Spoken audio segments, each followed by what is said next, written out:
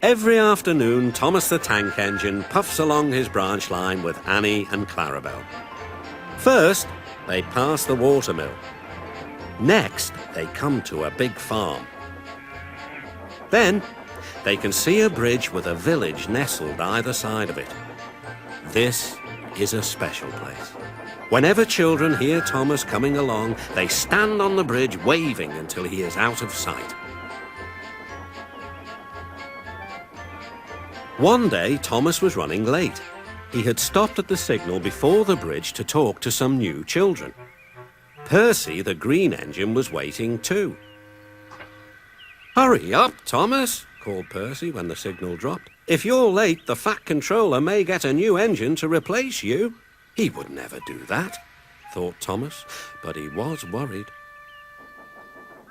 Next day, Thomas hurried along the line. Just ahead was the goods yard.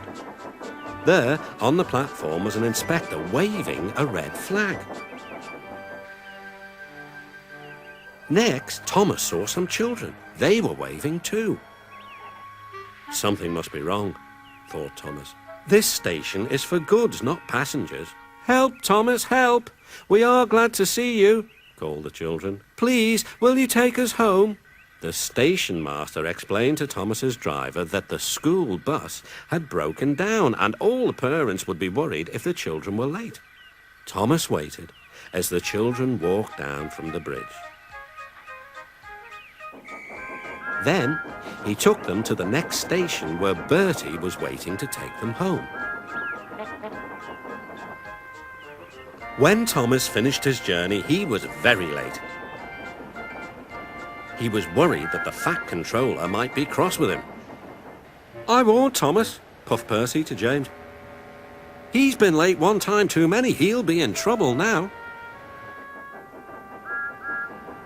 But next morning, when Thomas picked up his passengers, the fat controller was nowhere to be seen. "Thank goodness," sighed Thomas.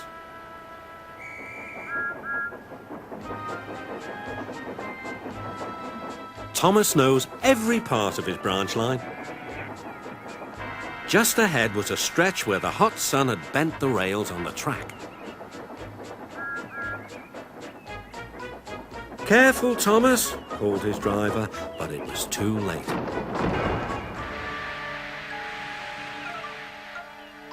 "That's done it," said his driver. "We shan't get any further today." "But what about my passengers?" asked Thomas. "Don't worry, they'll be looked after," replied his driver.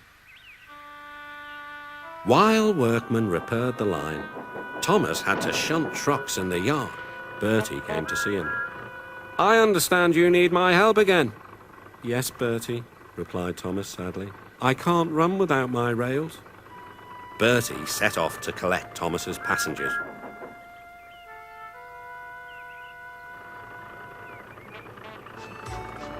"Hello, Bertie," they said. "We are glad you are here." Bertie drove along the road that runs by the railway. He stopped at each station along the line. Sometimes he stopped between stations to let people off closer to their homes.